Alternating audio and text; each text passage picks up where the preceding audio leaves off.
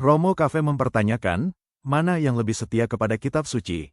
Apakah Protestan atau Katolik? Dalam kitab suci mengatakan bahwa pemecahan roti dilakukan tiap-tiap hari. Tetapi Protestan tidak melakukannya. Sungguh hanya Katolik yang setia kepada kitab sucinya. Dan melakukan semua perintah Kristus. Ini penjelasan Romo Cafe. Salam Romo, salpe. Yo, dengan siapa? Teman-teman, tolong ini yang terakhir kali naik, biar saya kasih naik, oke? Karena saya punya waktu, saya mau mandi, baru pulang olahraga, ya, oke? Moderator, tolong. Ya. Saya Haryanja dari Danau Toba, Samosir. Katolik, Protestan. Saya seorang Katolik dari lahir, Romo. Yo, silakan. Ya, saya tertarik dengan pengajaran Romo. Ya, kalau saya ikuti dari khotbah-khotbah pastor Romo di gereja kami di Samosir, Di paroki apa, Pak? Paroki Pengururan, Keuskupan Agung Medan, Romo. Oke. Ya, saya tidak kenal Samosir, minta maaf karena gue makan saya tanya. Oke. Iya. Ini pulau ini, Romo. Pulau di tengah pulau Sumatera Utara, di Sumatera Utara. Pulau di dalam pulau begitu. Iya, pulau ya. Jadi di sini Katolik banyak sini, Romo. Katolik di sini. Oh, Samosir itu rata-rata Katolik. Iya. Oke. Oh ya, mantap lah. Iya, rata-rata. Berarti Di keuskupan sini Sibolga? banyak. Enggak, Keuskupan Agung Medan kami masuk. Oh iya. Oh, oke, mantap. Oke. Iya. Jadi di sini kongregasinya ada beberapa macam, Romo, termasuk dari timur. Saya lihat banyak pastornya dari sini. SPD, Samosir ada SPD tidak ya? Oh, tidak ada. SPD ada di sini satu paroki, Romo. Oh ya, SPD ada ya, oke. Namanya apa? Ada, Romo. Paroki Tomok dia namanya. Oh, Tomok ya. Yang Martupung, Tomok itu SPD, oke. Iya, jadi rata-rata romonya orang dari timur, orang Flores. Ya, jadi saya ingin menambah lagi pengetahuan iman dan ilmu saya di bidang Katolik ini, Romo. Ya, karena Katolik ini sangat kaya dan jangan sangat banyak ya. Sakramennya aja ada 7 kan. Di Protestan paling 2/3 sakramennya kan. Ini saya dengar khotbah pastor itu bahwa puncak yang tertinggi di Katolik itu adalah Misa Ekaristi, gitu, Romo. Itu Sumber dan puncak. Iya, puncak dari iman kita itu. Sumber dan puncak. Iya, sumber dan puncak. Kira-kira uraiannya itu gimana itu, Romo? Kenapa dibilang kita Ekaristi itu sumber dan puncak gitu?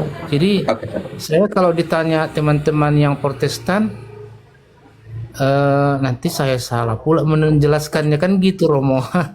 Karena mereka ada juga memang bagi-bagi, bukan misa namanya, tapi ada juga Saya sudah mengerti.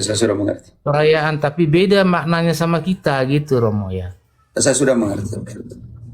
Iya, gimana kira-kira, Romo? Mohon pencerahan, Romo ya. Ya, saya sudah mengerti. Oke. Ya.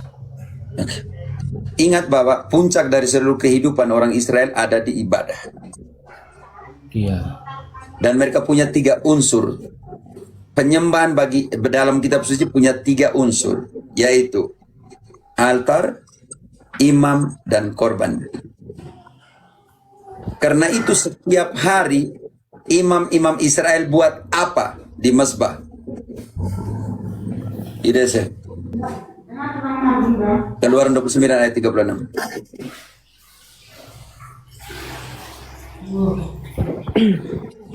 Tiap-tiap hari haruslah engkau mengolah seekor lembu jantan menjadi korban penghapus dosa untuk mengadakan pendamaian, Dan haruslah kau sucikan mezbah itu dengan mengadakan pendamaian baginya. Haruslah engkau mengurapinya untuk menguduskannya. 7 hari lamanya haruslah engkau mengadakan pendamaian bagi mezbah itu.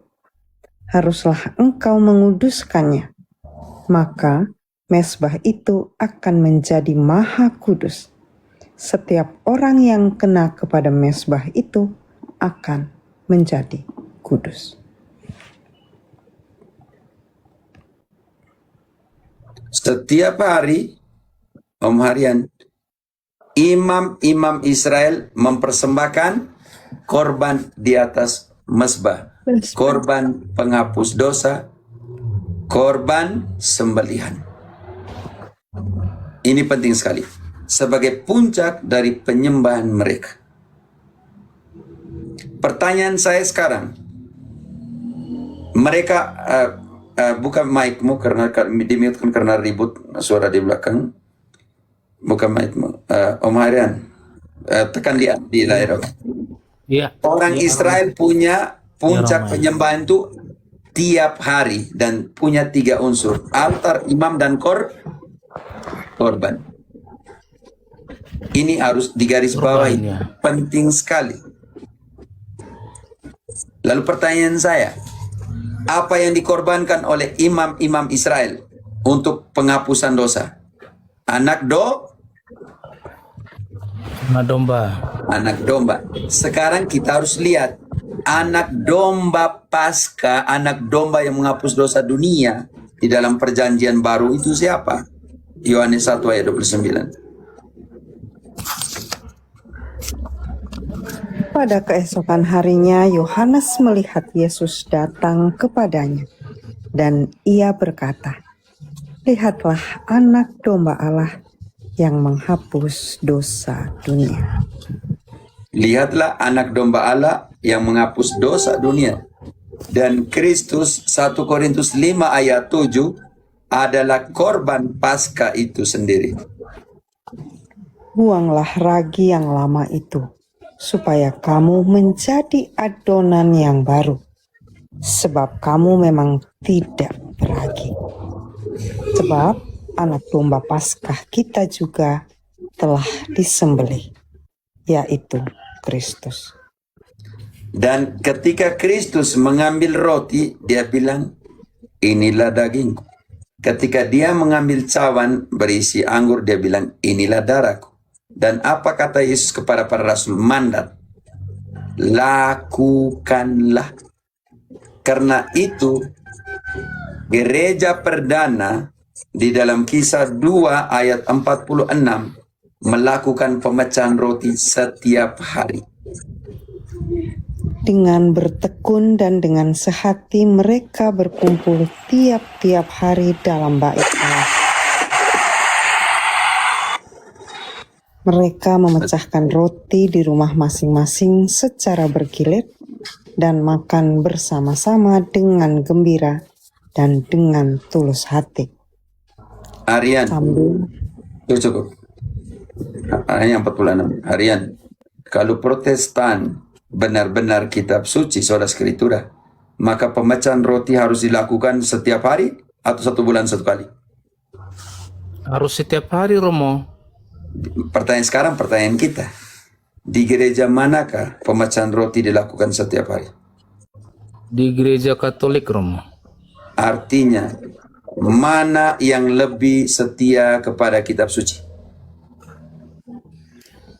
Ya, kalau lihat dari Nats Alkitab Dari Bible pemecahan itu roti ya, saja, dari pemecahan roti. dari Jangan dulu, pemecahan karena itu roti sumber. ya di gereja Katolik yang melaksanakannya tiap hari, Romo. Oke. Apa sih pemecahan roti itu sampai dilakukan setiap hari sebagai sumber dan puncak? 1 Korintus 10 ayat 16. Alasan ada di sini. Paulus punya alasan, sekarang Yesus nanti punya alasan seperti apa?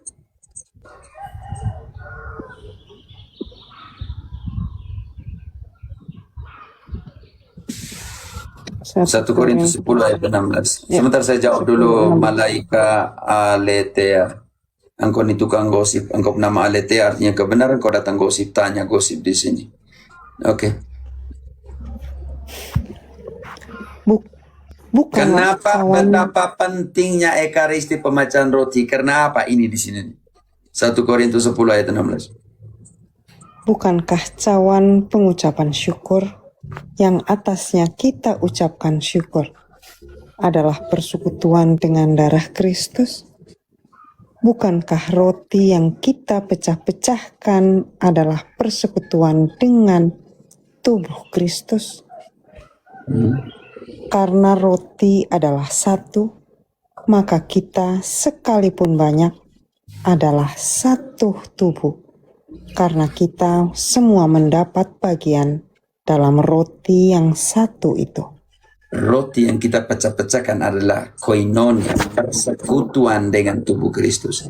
Cawan yang kita ucapkan syukur, milkan dulu dese, adalah persekutuan dengan darah Kristus. Karena itu, Yohanes 6 ayat 55. Benar-benar. Yang pertama kita bilang benar dulu, penyembahan sesungguhnya. Yang benar-benar, karena Yesus bilang, benar. Sebab dagingku adalah benar-benar makanan dan darahku adalah benar-benar minuman. Dan sekarang kenapa dia menjadi sumber? Ayat 57. Sama seperti Bapa yang hidup mengutus aku dan aku hidup oleh Bapa. Demikian juga barang siapa yang memakan aku akan hidup oleh aku. Saya akan pergi di mana dia tinggal dengan saya dan saya tinggal dengan dia. Cara bagaimana kita tinggal dengan dia, di dalam dia dan dia di dalam kita, ayat 56. Barang siapa makan dagingku dan minum darahku, ia tinggal di dalam aku dan aku di dalam dia. Di mana ada ayat yang lain yang mengatakan, kau menari-menari, saya tinggal di dalam kau. Kau teriak-teriak, kau jingkrak-jingkar di dalam kultus, saya tinggal di dalam engkau. Di sini ayat, dibaca ulang. 56. Barang siapa makan dagingku dan minum darahku, ia tinggal di dalam aku dan aku di dalam dia. Sebab apa? 51. Akulah roti hidup yang telah turun dari sorga. Jikalau seorang makan dari roti ini, ia akan hidup selama-lamanya. Dan roti yang kuberikan itu ialah dagingku yang akan kuberikan untuk hidup dunia. Kenapa puncak 54? Barang siapa makan dagingku dan minum darahku, ia mempunyai hidup yang kekal, dan aku akan membangkitkan dia pada akhir zaman. Kalau Protestan makan simbol, bagaimana mau dapat hidup kekal? Yesus bilang, benar-benar ayat 55, benar-benar dagingku, benar-benar darahku. Mereka bilang simbol. Sebab dagingku adalah benar-benar makanan, dan darahku adalah benar-benar minuman. Karena itu, kalau tidak layak dan kau terima, berdosa kepada apa? 1 Korintus 11 ayat 27.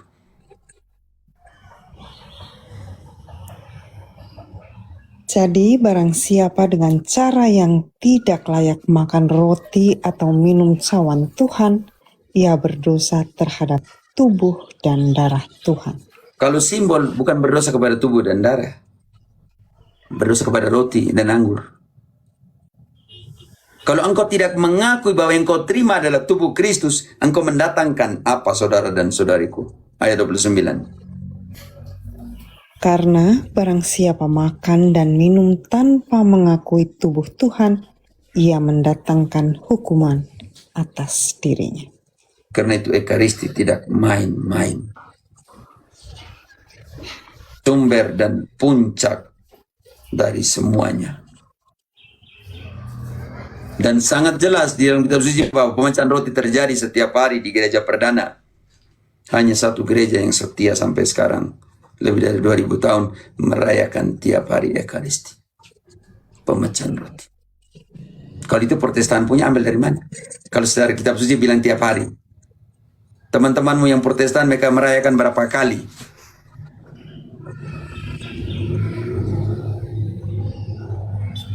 Harian, teman-teman Protestan merayakan berapa kali pemecahan roti? Kitab suci bilang setiap hari. Teman-teman Protestan, ndak jelas saya Romo, apa mereka tiap bulan apa 3 bulan berapa sekali. waktu? Gak saya tahu Romo. Ya, bingung kita. Tetapi untuk merayakan itu harus punya 3 unsur. Korban, Imam, apalagi imam, imam, dan Imam. altar. altar. Sekarang engkau turun ke ayat 26 IDC. Sampai kapan harus dirayakan? Tiap hari sampai kapan? Sebab setiap kali kamu makan roti ini dan minum cawan ini, kamu memberitakan kematian Tuhan sampai Ia datang. Sampai dia datang kembali. Harus pecahkan roti itu terus tiap hari sampai dia datang lagi.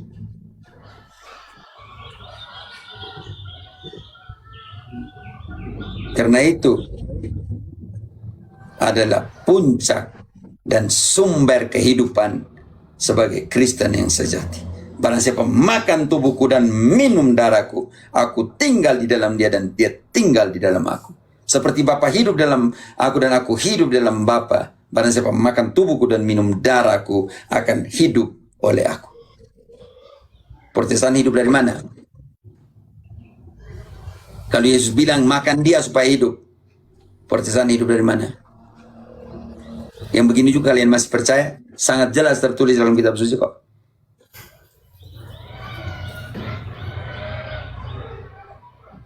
Oh, Protestan punya ada di mana? Di ayat 52, Yohanes 6. Yohanes 6:52. Orang-orang Yahudi bertengkar antara sesama mereka dan berkata, bagaimana ia ini dapat memberikan dagingnya kepada kita untuk dimakan? Oke, tahan dulu. Indigo Community, tahan. Itu pertanyaan bagus sekali. Kok cuma roti saja yang dikasih kepada umat Katolik? Ya, saya tahu engkau Protestan, nanti saya akan jawab. Baca kembali di situ. Tahan di pertanyaan itu ya teman-teman. Sematkan supaya saya bisa ingat. Pertanyaan bagus. Saya tahu bahwa dia bicara tanya dia Protestan, nanti saya jawab pakai ayat. Oke. Orang-orang Yahudi bertengkar antara sesama mereka dan berkata, bagaimana ia ini dapat memberikan dagingnya kepada kita untuk dimakan? Itu Protestan masih sama dengan orang Yahudi berpikir. Kasih kita makan dia punya daging, kita ini kanibal. Itu cara berpikir orang Israel, sama dengan Protestan. Makanya mereka bilang simbol. Akhirnya Protestan keluar karena Ekaristi. Yesus bilang makan tubuhku nyata, betul-betul benar-benar. Mereka bilang simbol, maka mereka keluar. Ayat 66 sekarang. 666. Mulai dari waktu itu banyak murid-muridnya mengundurkan diri dan tidak lagi mengikut dia. Sama seperti Protestan. Tidak percaya, Yesus bilang sungguh-sungguh dia punya daging. Sekarang pertanyaan dari Indigo tadi. Sangat jelas bahwa cara bertanya Protestan, tapi tidak kita akan menjawab. Dia bilang kenapa yang Katolik kok hanya roti saja. Kami bukan terima roti, kami terima tubuh. Yang pertama terima tubuh bukan roti. Bagaimana terima tubuh Yesus? Yesus sendiri omong. Lukas 22 ayat 19. Yesus bilang apa? Lalu ia Yang pertama saya harus clearkan di situ. Kita bukan terima roti. Indigo. Kami Katolik terima tubuh. Karena Yesus omong sendiri. Lalu ia mengambil roti, mengucap syukur, memecah-mecahkannya dan memberikannya kepada mereka, katanya, inilah tubuhku yang diserahkan bagi kamu. Perbuatlah ini menjadi peringatan akan aku. Kami tidak minum anggur, anggur orang tua atau anggur apa yang kami minum darah Kristus. Ayat, supaya mengerti ayat 20-nya. Demikian juga dibuatnya dengan cawan sesudah makan. Ia berkata, cawan ini adalah perjanjian baru oleh darahku yang ditumpahkan bagi kamu. Kami terima tubuh Kristus. Dia ambil roti, dia bilang tubuhku. Dia ambil cawan berisi anggur, dia bilang darahku. Darah perjanjian. Jadi kalau Protestan ya memang mereka makan roti dan minum anggur. Tapi Katolik makan tubuh Kristus, minum darahnya. Jangan malu jadi Katolik seperti itu. Kenapa? Karena kembali 1 Korintus 10 ayat ke-16. Nanti ayat 17 menjawab pertanyaan kenapa hanya terima. Kadang hanya terima, kadang ya teman-teman. Hanya terima satu rupa. Karena apa? Nanti saya akan menjelaskan di ayat 17. Baca dulu ayat ke-16. Kami terima tubuh, kami terima darah karena apa? Bukankah cawan pengucapan syukur yang atasnya kita ucapkan syukur adalah persekutuan dengan darah Kristus? Bukankah roti Jambak dulu si dance nut itu. Oh sudah, tidak apa. Bukankah roti yang kita pecah-pecahkan adalah persekutuan dengan tubuh Kristus? Oke. Yang kami terima itu persekutuan dengan tubuh Kristus. Yang kami terima itu persekutuan dengan darah Kristus. Sekarang alasan biblis kenapa kita terima kadang satu rupa. Katolik tidak pernah menghilangkan komuni dua rupa. Hati-hati di situ. Katolik tidak pernah menghilangkan komuni dua rupa. Kita terima satu, ada alasan biblis ayat 17-nya. Karena roti adalah satu, maka kita, sekalipun banyak, adalah satu tubuh.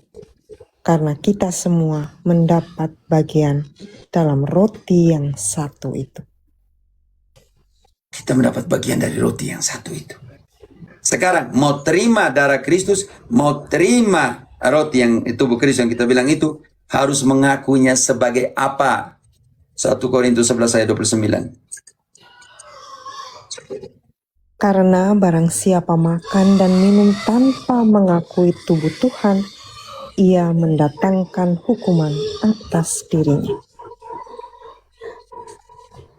Baca kembali, kenapa? Terima satu rupa atau terima dua rupa harus mengakui sebagai apa?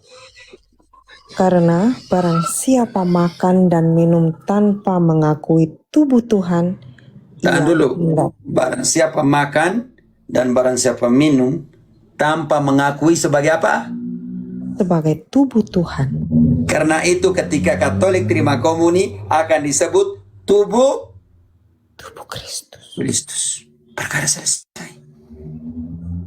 Tetapi di dalam misa dengan yang ikut misa kelompok kecil, imam tolong dua rupa.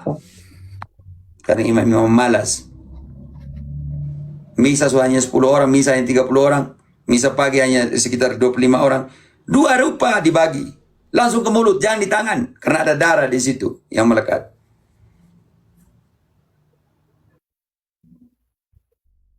Banyak imam-imam malas bagi dua rupa.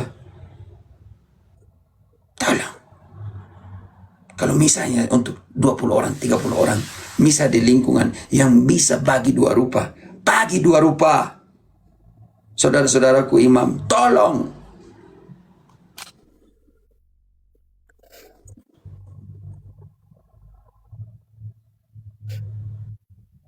Tolong. Itu tugasmu. Ditabiskan untuk itu. Imam tidak ada di dunia ini yang bisa buat dua hal selain imam. Terimalah Roh Kudus, barang siapa kamu ampuni dosanya, dosanya diampuni. Mengambil roti dan mengatakan, inilah tubuhku. Dua hal yang tidak bisa dilakukan oleh siapapun selain imam. Karena itu kalau ada kesempatan bagi dua rupa, bagi, tolong. Umat juga rindu. Maaf, saya tidak marah karena siapakah saya yang kecil ini.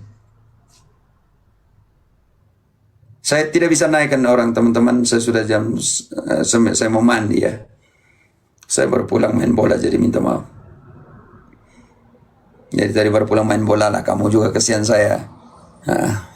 Tanya besok lah. Kamu kesian saya juga kok. Oke, terima kasih Romo atas penjelasan.